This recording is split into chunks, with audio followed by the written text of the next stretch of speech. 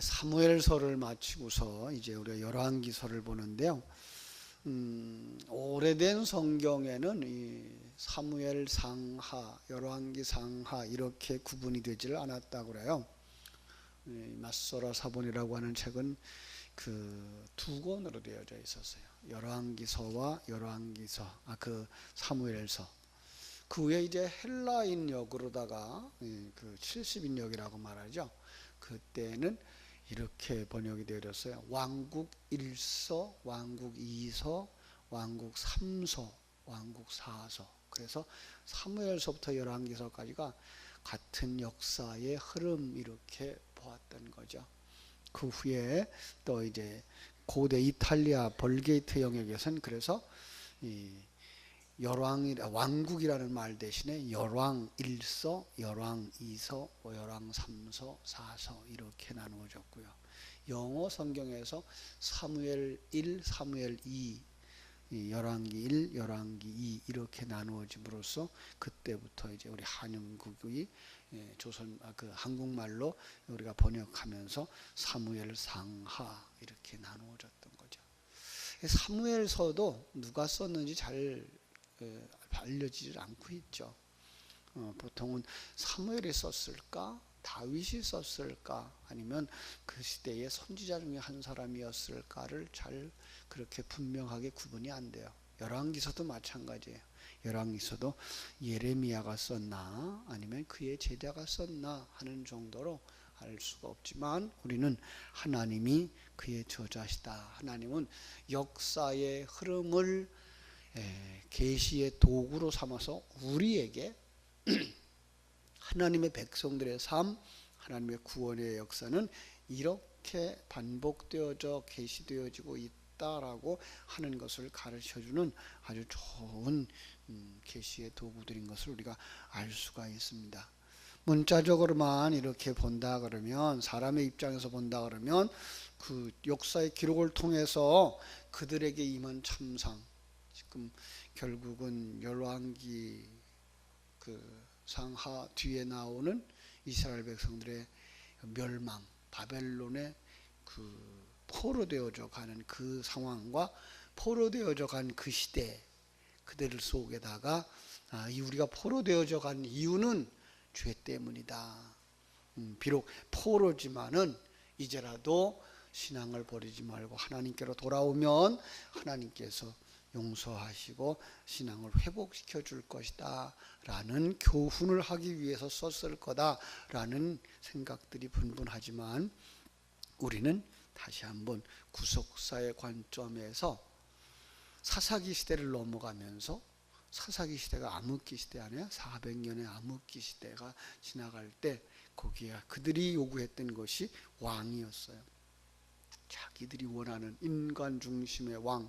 그래서 하나님이 사울을 세워놓고 인간들이 원하는 훌륭한 왕은 하나님이 원하는 왕은 아니다 라고 해서 사울을 폐위하시고 거기에다가 이제 다윗과 솔로몬을 하나로 묶어서 이렇게 세우셔요. 그래서 다윗을 통해서는 나라가 회복되어지는 그림을 그려줘서 하나님 나라에 대한 관점을 가르쳐 주시고, 솔로몬을 통해서는 성전이 회복되어지는 그림을 통해서 이렇게 하나님의 나라 성전은 완성되는 거다라고 계시해 주죠. 그러고 나면서 다시 한번 인간의 타락이 그려져요. 그 인간의 타락의 이야기가 길게 이어지고, 그리고 그 계속해서 인간의 실정들, 타락한 모습들, 인간 중심의 생각들이 계속 들어가면서 인간의 타락은 이렇게 뿌리 깊은 거야 라고 보여주시면서, 그런 말미암아 하나님의 언약을 붙잡지 못한 북쪽 이스라엘은 이렇게 이름도 없이 망하는 거야. 그래 놓고 이제 남쪽 유다를 통해서는, 그러나 하나님의 언약을 붙잡고 하나님의 언약 가운데 있는 사람들은 바벨론 포로 생활을 통해서라도 뭐한다? 다시 돌아오게 하셔서 완성시킨다. 그래서 이제 그 완성의 모습이 이제 성전 회복으로 그려지는 그림을 그려서 이렇게 역사 속에서 하나의 큰 구원의 이야기를 이렇게 계시하고 있는 것을 볼 수가 있습니다. 우리가 사무엘서는 지나갔으니까 열왕기서에서 대략적인 이야기를 이렇게 개요를 잡는다 그러면 몇 가지만 가르쳐 드릴게요. 열왕기상 1장부터 11장까지의 이야기는 솔로몬이 왕위에 오르고 성전 건축하고 그 다음에 솔로몬의 영화와 타락의 이야기가, 솔로몬의 이야기가 쭉 나와요. 그래서 1장부터 11장까지는 솔로몬 왕의 그 영화로운 모습들이 등장하게 되고요. 12장부터 16장 28절까지는 남북이 분열되어지는 사건이 기록되어져 있어요. 그래서 북이스라엘의 그 여로보암의 길, 그 여로보암이 그 범죄하고 자기 중심에 하나님의 언약에 관심이 있는 게 아니라 자기들이 원하는 나라를 다시 만들어가는 타락한 자, 언약을 붙잡지 않고 가는 자들의 시발점을 그려놓고요. 16장 29절부터 열왕기하 15장까지가 이제 그 타락한 남쪽 유다의 아합 왕의 이야기가 그려지죠. 아주 길게 그려지는데 그 속에서 이제 선지자들의 이야기가 나오죠. 아합의 이야기, 그러면 아합과 함께한 타락의 이야기가 나오려니까 누가 나와요? 바알과 아세라를 섬기는 자들. 그 다음에 거기서 하나님의 보낸 사자들, 뭐 엘리야 선지자, 그리고 그 아합이 죽고 나서도 엘리사 선지자의 사역이 쭉 이어지죠. 15장 13절부터 25장까지 이제 망하는 이야기가 나오죠. 북이스라엘을 망했고 남유다가 히스기야, 므낫세, 그리고 이제 그 뒤를 이어서 아몬과 요시야 왕의 이야기가 나와요. 지난 주일 우리가 개혁자의 이름을 들었던 그 요시야 왕, 8살의 왕이 되어져서 16살부터 개혁하기 시작했고, 그죠? 20살이 되어서 성전들을 다 부숴버리고 그 신전들을 부숴버리고 성전을 회복한 그런 왕의 이야기죠. 그 뒤에도 이제 뭐 여호야하스, 엘리야김, 그때에 이제 바벨론이 침략해 들어와요. 그리고 바벨론이 침략한 다음에 여기 또 다시 이제 그 여호야김의 아들이 8살에 왕위에 오르는 상황이 되어지고, 그 뒤에 이제 시드기야가 일어나오고, 그리고서 이제 그 시드기야 때에 바벨론에 의해서 이 유다가 망하게 되고 포로로 잡혀가는 이야기로 이제 이 나라는 그 열왕기서도 끝나게 되는 거죠. 여기에 우리가 그 당시에 하나님의 마음을 우리가 읽으려고 그러면은 그 당시 일했던 선지자들, 그 선지자들이 쓴 책을 좀 같이 곁들여 읽으면 좋은데, 솔로몬 시대를 읽을 때는 우리가 솔로몬이 지은 그 잠언서를 읽으면 좋겠죠. 그죠? 그 솔로몬의 영화로울 때의 잠언서, 어떤 면에서 다윗의 그 교육, 자녀 교육의 실패의 모습을 보면서 잠언서를 통해서는 이렇게 자녀들을 가르쳤으면 좋겠다라는 이야기를 쭉 기록해 놓고요. 솔로몬의 영화로운 시절과 그 타락의 시대를 보면서 이제 전도서와 아가서를 볼 수 있으면 좋겠고요. 분열 왕국 시대에 선지자들의 이야기가 나오는데 이제 호세아서, 아모스서, 요나서가 들어가요. 그 다음에 열왕기하로 들어가면서 오바댜나 요엘, 호세아나 아모스 같은 사람들의 이야기가 다 들어가고요.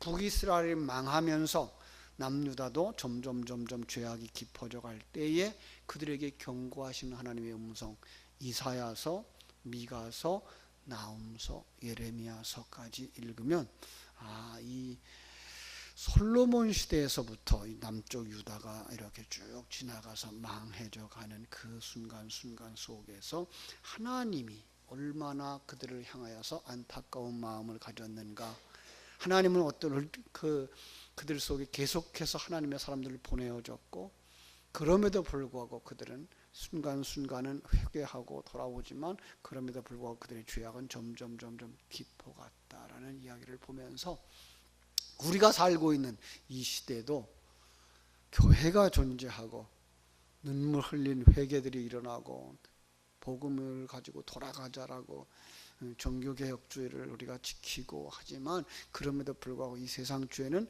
점점 멸망으로 향하여 가는구나를 보면서 그 속에서 하나님의 사람들은 어떻게 자기를 하나님과 함께 동행하는 사람으로 그리고 완성시켜 갈 것인가를 우리가 묵상해야 될 것이 바로 이 열왕기서의 전체적인 배경인 겁니다. 오늘도 이제 이렇게 지식적인 부분만 우리가 보고 가면 안 되겠죠. 우리가 말씀을 1절부터 10절까지 이걸 읽었으니까 그 속에서 하나님이 이 사건을 통해서 우리에게 계시하시는 그것은 무엇일까를 묵상하고 가셔야 되죠. 자, 1절에 보니까 다윗 왕이가 나이가 많아서 늙으니 이불을 덮어도 따뜻하지 아니했다. 자, 다윗도 이제 늙어서 기력이 쇠하여진 거죠. 그죠? 혈액순환이 잘 안 되어져서 손발이 차고요. 그죠? 그래서 참 연약함을 나타내는 시기가 된 거죠. 인간의 그 한계성을 드러내고 있는 다윗 왕, 그렇게 나라를 회복시키고 참 전쟁에 승리하고 하나님의 영광을 드러냈던 그였지만 그도 인간이었다라는 거, 어쩔 수 없는 인간들의 모습을 보여주고 있는 거죠. 그 당시에 그 다윗 왕에게 충성스러운 신하들이 있었잖아요. 그 신하들이 이 쇠해가는 다윗 왕을 그래도 붙잡고 그 다윗 왕을 세워보려고 한 인간적 노력을 보게 되는데, 거기에 아리따운 젊은 처녀를 붙여줘서 따뜻하게 해드리고 회복시켜주려고 하는, 회춘시켜주려고 하는 이 모습들을 인본주의적인 거죠. 그러나 다윗은 그렇게 회복되어지지 않았다라는 이야기를, 그를 품지 않았다라는 이야기로 바꾸어서 이야기하고 있는 것입니다. 그죠? 자, 그때에 5절에 보니까 이 넷째 아들이죠. 그 부인, 그 핫기스의 아들 아도니아가 또 스스로 자기가 왕이 되리라고 하고선 일어나는 거예요. 참 안타까운 거죠. 그 아도니아라는 뜻은 여호와는 나의 주라는 뜻이거든요. 얼마나 이름 좋아요. 그죠? 그렇게 살아야죠. 그런데 그렇게 살지 못하고 자신이 왕 되려고 하는 인간의 모습, 이 인간의 한계들이라니까요. 참 기회만 되면 인간들은 자기가 어떻게 하든지 자기를 세우려고 하는 이런 일들이 일어나는 것을 보게 됩니다. 이게 인간의 어리석음이죠. 아도니아는 자신을 위해서 이제 뛰어난 병거와 기병들, 그리고 훈련된 군사들을 준비하는 모습이 보입니다. 그에 대하여서 6절에 설명을 합니다. 그는 압살롬 다음에 태어난 자요 용모가 심히 준수한 자였다. 그의 아버지가 네가 어찌하여 그리하였느냐 하는 말로 한 번도 그를 야단친 적이 없었다. 섭섭한 적이 없었다. 참 안타깝죠. 그가 정말 그렇게 깨끗하고 정결하게 그리고 칭찬 들을 만큼 아버지의 뜻을 깨달아 알면서 살았을까요? 그런 아이들은 없잖아요. 그런 아이들은 없잖아요. 그 아이들을 제대로 가르쳐야 되는데 여기서 그 다윗의 그 가정교육의 실패, 우리는 살펴볼 수가 있습니다. 가만히 살펴봤어요. 자, 그 첫째는 어떻게 됐어요? 첫째, 암논은 셋째 압살롬에 의해서 죽었어요.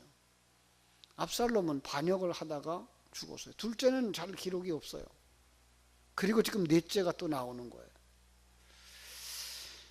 참 자녀들에게 상처를 주지 않으려고 아무 말도 하지 못한 다윗 왕의 그 결과, 이렇게 또다시 아버지의 그 대를 충분히 이어서 왕 될 수 있는 사람이었는데도 불구하고 때를 기다리지 못하고, 조금 더 정확하게 말하면 하나님이 세워줄 때까지 기다리지 못하고 자기 스스로 나라를 만들어 보고 아버지를 반역하고 나라를 자기가 취해보려고 모함을 하고 있는, 그 반역을 하고 있는 모습을 보게 됩니다. 8절에 가니까 제사장 사독과 여호야다의 아들 분하야와 선지자 나단과 시므이와 레이와 다윗의 용사들은 아도니아와 같이 하지 아니하였다. 다 그를 쫓아간 것처럼 보이지만 그러나 그러지 아니한 자들이 여기에 기록되어져 있는 것을 볼 수가 있습니다. 다윗의 신하들, 충성을 다했던 그들, 분명히 하나님은 다윗을 통해서 그 솔로몬이 왕이 될 것을 이야기했고 그것을 믿는 그 신하들은 때를 기다리고 있는 것이었죠. 하나님은 이런 사람들을 통해서 일하고 있는 거예요. 하나님의 시간표를 바라보고 하나님의 때를 바라다보는. 그런데 아도니아는 그만 에느로겔 근방에서 양도 소도 살찐 송아지도 잡고 자기가 모든 동생들과 왕의 신하된 모든 유다의 사람들, 그래서 모든 사람이라는데 다가 아니고 그를 추종하는 사람들이 다 이런 의미겠죠. 모였어요. 스스로 왕위 오르는 거죠. 왕위에 오르는 거죠. 참, 그 행장소가 예루살렘 근처예요. 다시 말하면 지금 왕이 예루살렘에 있는데 멀리 도망가서도 아니고 예루살렘 근처에서 왕의 자리에 오르고 있는 거예요. 다윗이 전혀 위협되지 않았다는 거죠. 두렵지 않았다는 거죠. 다윗이 가까이에서도 힘으로 어떻게 하지 못할 걸 알았다는 거죠. 이런 대범함, 이 죄악의 모습이죠. 많은 사람들을 청하였지만 10절에도 역시 그 반대했던 사람들, 선지자 나단과 브나야와 용사들과 자기 동생 솔로몬은 청하지 아니했더라. 동생들을 다 청했는데 솔로몬은 청하지 아니했더라라고 이야기하고 있습니다. 사람의 욕심을 보죠. 여기서 사람의 욕심. 무엇을 가져도 채워지지 않는, 아무리 많은 재물을 가져도 그들은 재물로 만족하지 못한다는 거죠.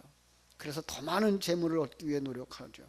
재물뿐만 아니라 육체적인 욕구도 한 번 채웠다고 만족하지 않고 계속해서 채우려고 하는, 이것이 인간의 모습.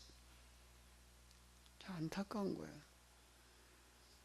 다윗의 말년에 보면서 자녀 교육에 대해서 다시 한번 우리는 기도해야 되겠다. 그렇죠? 야단치지 않고 키웠다. 요즘 교육하고 똑같잖아요. 요즘 교육 야단치지 마라. 칭찬만 해라. 여러분 그럴 수가 있습니까? 성경은 그러지 않잖아요. 그래서 아마도 이런 걸 보았기 때문에 솔로몬은 잠언서에서 자녀 교육에 대한 이런 표준들을 계속 강조하고 있는지도 모르겠어요.